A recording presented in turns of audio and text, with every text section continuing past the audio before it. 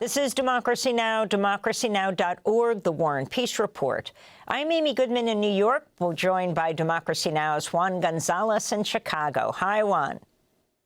Hi, Amy, and welcome to all of our listeners and viewers across the country and around the world. With the White House in the background, Vice President Kamala Harris addressed close to 75,000 supporters Tuesday at the Ellipse in Washington, D.C., in the largest rally of her presidential campaign. The campaign estimated that 75,000 people attended the outdoor rally, which took place at the same spot where Donald Trump spoke January 6, 2021, ahead of the Capitol insurrection.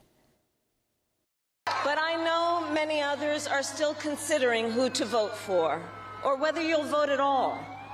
So tonight, I will speak to everyone about the choice and the stakes in this election. Look, we know who Donald Trump is.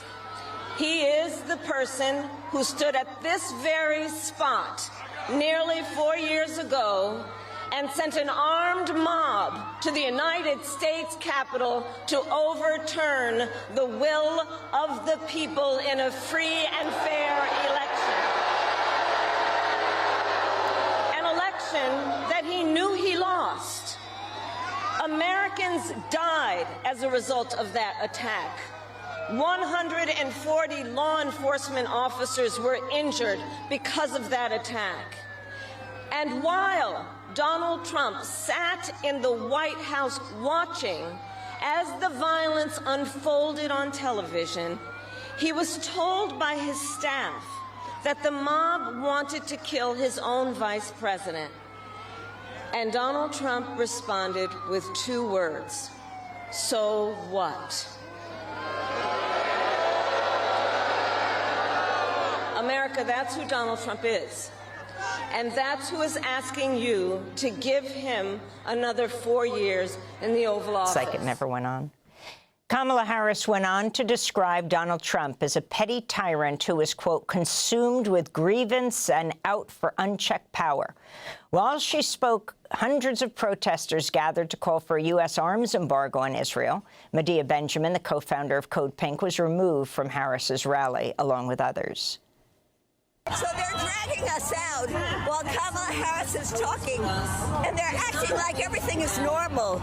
So great. And here she is, part of an administration that has been sending weapons every day to slaughter the children in Gaza, to destroy Lebanon, and now threatening a war with Iran. This is not okay. There is a genocide going on. Wake up. Wake up. Kamala Harris's rally in Washington, D.C. on the Ellipse came 2 days after Donald Trump held his major rally in Madison Square Garden here in New York, described by the New York Times as a closing carnival of grievances, misogyny, and racism. One speaker called Harris the Antichrist. Another described Puerto Rico as a, quote, floating island of garbage. On Tuesday, Donald Trump spoke at Mar-a-Lago, attempting to put a different spin on the event. I don't think anybody has ever seen anything like what happened the other night at Madison Square Garden. The love in that room, it was breathtaking, and you could have filled it many, many times with the people that were unable to get in. But politicians that have been doing this for a long time, 30 and 40 years, said there's never been an event so beautiful. It was like a love fest. An absolute love fest, and it was my honor to be involved. Donald Trump later campaigned in Allentown, Pennsylvania, a majority Latinx city, home to 34,000 Puerto Ricans, really one of the hearts of Puerto Rican Pennsylvania, where he was met with protests. Overall, Pennsylvania is home to over 450,000 Puerto Ricans. We're setting every record. Hispanics, Latinos, nobody loves our Latino community and our Puerto Rican community more than I do. Nobody. You know, it's interesting because I've done more for Puerto Rico than any president by far, nobody close. With the presidential election less than a week away, we're joined in Philadelphia by Marc Lamont Hill, host of Up Front on Al Jazeera English and a nightly YouTube show called Night School. He's the co-author of Except for Palestine, The Limits of Progressive Politics, and author of the book We Still Here, Pandemic, Policing, Protest, and Possibility. Marc, welcome back to Democracy Now! Why don't you start off by responding to this really epic event last night? I mean, there was the presidential candidate, Vice President Kamala Harris, speaking on the Ellipse where President Trump spoke January 6, 2021. She spoke in front of 75,000 people. Talk about what she said and didn't say. You know, and it's good to be here, Amy. Thank you for having me back. It was a really epic event in lots of ways. The size and the scale of the event was extraordinary. Donald Trump has campaigned and bragged about the size of his rallies. He's used the size of his rallies in a really disturbing way to be an index of his popularity, his electability, and a kind of mandate that he has, despite losing the last election by a lot of votes. So to see Kamala Harris there certainly showed that she's not losing steam.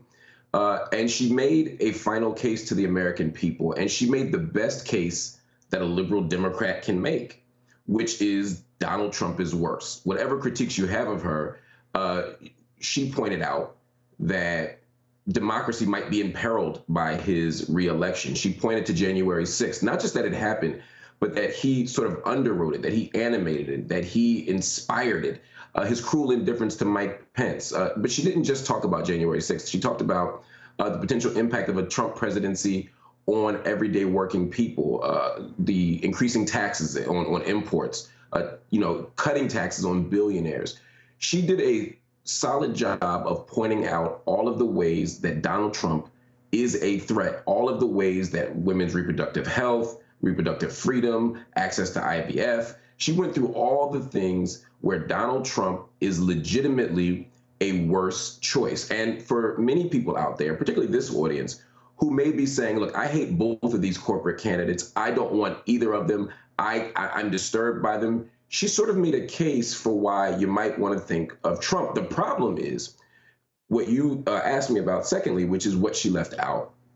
She didn't talk about, for example, what's going on in Lebanon. She didn't talk about what's going on in Gaza. And the reason she didn't talk about that is because she can't make a credible case in that area for how she's any different than Donald Trump. I disagree very strongly with Senator Bernie Sanders, who says even on Gaza, Trump is worse. Trump is awful on Gaza. He was awful 4 years ago, awful 8 years ago. He cut UNRWA. He did all the things long before October 7th. But there's no credible case in the midst of a genocide that he would be worse. And if so, it's a distinction without a difference. I mean, it's somewhat absurd to say, yeah, I have helped underwrite and fund. I've been part of an administration that has pushed forward one of the worst atrocities in modern history, but the other guy may have gotten even more people killed. I mean, it's a terrible argument. So at the end of the day, what we saw from Kamala Harris speaks for itself, but so does what Donald Trump did. When you go to his rallies and you hear the xenophobia, the racism, the calls to violence, the implicit calls to violence, that is, and even the so-called love fest that he depicted was a love fest among xenophobes and racists. It's a white supremacist love fest. So at the end of the day, whatever decision voters make, they have to be very clear here that if you vote Donald Trump, you are voting for a reenactment of a very, very, very dangerous moment in American history. And Marc, I wanted to ask you, Vice President Harris was in Philadelphia last weekend attending church and later visiting a barbershop to meet with African-American men. And there's been a lot of focus on the supposed shift, especially of black male voters and Latino males toward Trump. But there's a recent ABC Ipsos poll that comes out that essentially says that this isn't happening, that basically that there's still sort of the same historic pattern among both African Americans and Latinos in terms of support for a Democratic candidate. I'm wondering your thoughts about this. Well, yeah, absolutely. First of all, these polls historically have done a very poor job of assessing the voting patterns and predicting the voting outcomes of Black people, poor people, and other people who are outside of the margin or on the margins of mainstream America. But the idea that 30% of Black men were going to vote Trump, 27% of Black men were going to vote Trump was always absurd. And many Black journalists, many Black social scientists, many Black political scientists in particular always said that. And as the number drops from 27 to 21, you're going to see it come down to earth. And it's going to be far closer, as you pointed out, to the traditional numbers. Now, might it go up 3, 4, 5%? Absolutely. It might be a little bit higher. I suspect it will be. But it won't be anywhere near the astronomical numbers that have been predicted. And I think that's problematic to suggest for a couple of reasons. One, there was a kind of panic around it that suggested that Black men were these weird, pathological, incomparably patriarchal people who were going to vote against Kamala Harris and vote for Trump because we were these awful people. And I think that's problematic. And so the outreach to us from people like President Obama was less, hey, here's how Kamala Harris is a good choice, and more like, hey, act right. It was part of a long pattern of President Obama chastising Black men rather than appealing to them at the policy level first. But it also suggests somehow that Democrats are entitled to Black votes. So why aren't these Black men being good to the party? Why are they abandoning the party? Why aren't they doing what they're supposed to do? When in fact, Black men have been the second most loyal people to the Democratic Party. If anything, they've been too loyal. Again, I'm not suggesting that people should vote for Trump. To be clear, never vote for Trump. But I am saying that there has to be a different kind of conversation, and one that finally implicates white people. Democratic presidents don't win because they get the majority of white people. They haven't. A Democratic president hasn't gotten the majority of white voters in a very, very long time. I mean, decades and decades and decades. Trump does not win because only 90% of Black men voted, or only 88% of Black men voted. Donald Trump wins because white people choose whiteness. Donald Trump will win this election because white people have chosen to close ranks around their whiteness rather than their political interests. When the poor white farmer or the person who's been pushed out of the labor market decides that they're going to vote for Trump and his billionaire tax breaks, when they decide that they're going to respond to xenophobia by opting in, when white women hear Donald Trump's patriarchy and the vile things he says and still decide to vote for him, they're the ones that are choosing whiteness. They're the ones that are choosing Trump. So please, for Black people who have always attempted to hold this fragmented democracy together, whatever happens in this election, if Donald Trump wins, it ain't because of us. And one sector of the electorate that's gotten very little attention are Asian Americans, who in 2020 voted 54% for Biden. But the indications are from those polls that have specifically centered in on the millions of Asian Americans in the country, that there's a much bigger margin, about 66 to 28% among Asian American and Pacific Islanders for Kamala Harris. I'm wondering your thoughts about how Asian Americans rarely get talked about. Yeah, I think you're right. Asian American voters rarely get talked about. And when they do, they get talked about in the aggregate, kind of like we're doing right now. I mean, to think about what Korean American voters want or Japanese American voters want is very different than to think about what, say, Hmong American voters might want. And when you're in a place like Wisconsin, if you're in Milwaukee or you're in Madison, where there are Hmong populations, where there are Cambodian populations, like there are in, say, South Philadelphia, you got to say, okay, how can we reach these voters? How can we understand their needs, their economic plights, their social trajectories? They're all very different, but very often when we say Asian, we're lumping in a whole lot of people who have different ideologies, beliefs, etc. We sometimes do that with Latinx voters as well, but I think we do it even more so with Asian American voters. And I think that's why many politicians, not just at the national level, but at the local level, miss the mark. I want to go to President Biden's comments facing criticism after speaking during a Voto Latino Get Out the Vote call online, condemning racist comments made about Puerto Rico at Trump's Madison Square Garden rally.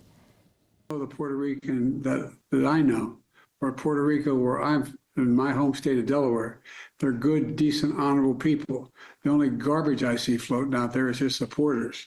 His demonization of Latinos is unconscionable. And it's un-American. It's totally contrary to everything we've done.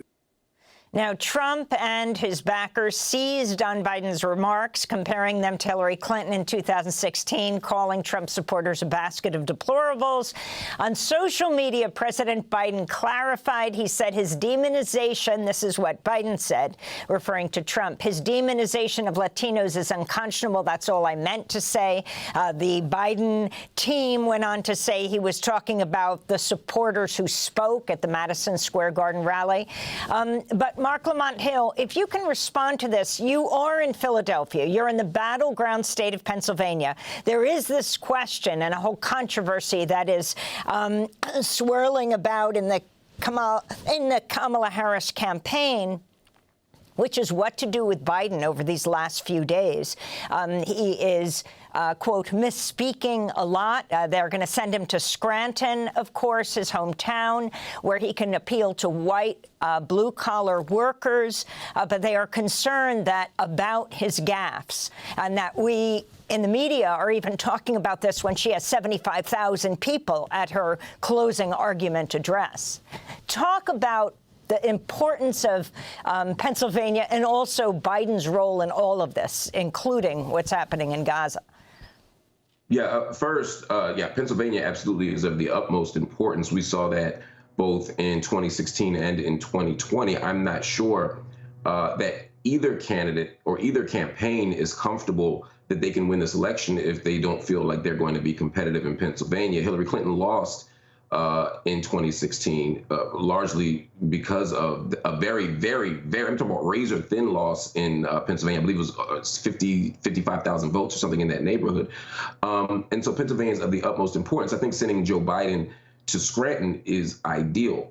The only two places right now, though, I would send Joe Biden are Scranton and Delaware. And Delaware obviously isn't really a contested state. So I think it's okay to send him to Scranton because he has a huge margin of error in his hometown. Other than that, I think the Harris campaign would be very wise to leave Joe Biden off of the campaign trail. He was someone who was gaffe prone in his prime, but at this moment, the very reason why he's not the nominee is the reason why he shouldn't be on the campaign trail, and that is I'm not sure he's up for the challenge. Many people are at his age. Many people are at this level of his career in terms of being, sort of emeritus level presidents. They should be on the campaign trail, but Joe Biden is in a unique position. I think that he, after taking the victory lap this summer, should step to the side and allow Kamala Harris to move forward. Also, any critiques of Joe Biden at this moment don't need to be assigned to Kamala Harris. She's already been subjected to sufficient scrutiny. I don't think bringing Joe Biden on helps at all. And then for those people who are attempting to convince themselves that Kamala Harris is different than Joe Biden on some key policy issues, particularly foreign policy issues, I don't think bringing Genocide Joe back out in the midst of an ongoing war and an escalation in Lebanon is something that will do well for voters. Again, that's not to suggest that they're different than each other, but if I'm a campaign strategist, I don't want to remind people of their similarities.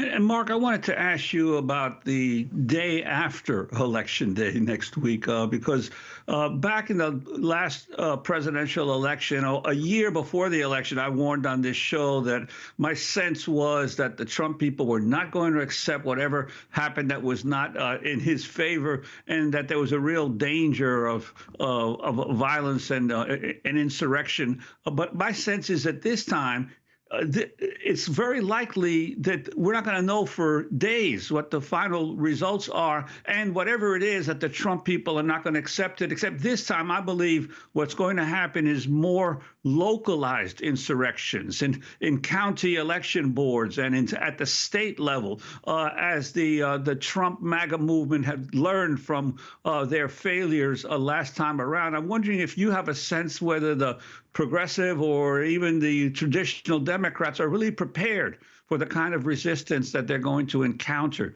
from Trump's followers. Yeah, I mean, first, yes, I think all that's going to happen. These are deplorable people. Anyone in 2024 that is willing to vote for Donald Trump is deplorable, and it's a morally indefensible position. And that claim that I'm making is supported by the extraordinary amount of violence that is being promised to be doled out all throughout the country if former President Trump becomes reelected President Trump. That is a very, very dangerous proposition. When you look at social media, when you look at the sort of underground worlds where these people often circulate, there are extraordinary promises of violence. And because Donald Trump never just stands up and says, hey, I hope that doesn't happen. I need this not to happen. I demand that it does not happen. Because he doesn't do that. He gives a license to these people to make it happen. But I don't think that this is just the problem of liberal Democrats or traditional Democrats or progressives or anybody else. This is the problem of anyone who believes in freedom.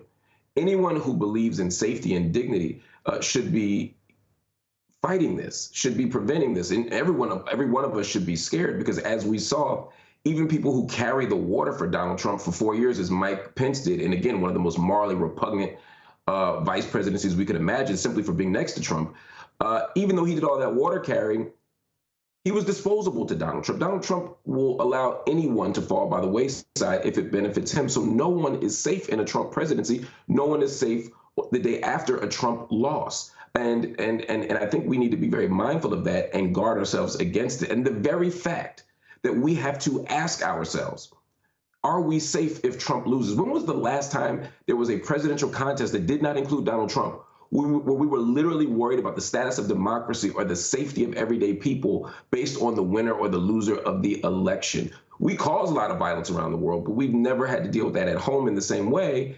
We should be accountable for both. But my point here is, at the end of the day, only Donald Trump brings that kind of craziness. And it's a signpost of why maybe, just maybe, he shouldn't be leading the country.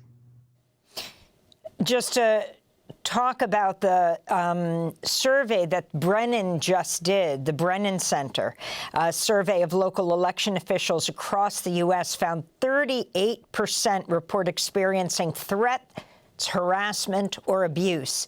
54% are concerned about the safety of their colleagues, according to this report released by the Brennan Center for Justice. The survey of more than 925 local election officials in February and March also found 62% are concerned about political leaders attempting to interfere with how election officials do their jobs. 13% of local officials who responded said they're concerned about facing pressure to certify results in favor of a specific candidate or party. Marc Lamont Hill, we want to thank you for being with us. We hope you'll join us for our election night special, which is on Tuesday night at democracynow.org or on your favorite public television or community radio station. We'll be broadcasting from 8 p.m. Eastern to midnight, and the next morning from 8 in the morning Eastern to 10, a 2-hour special on November 6th. Marc Lamont Hill, host of Upfront on Al Jazeera English, and a nightly YouTube show called Night School, also professor of anthropology and urban education at the City University of New York Graduate Center.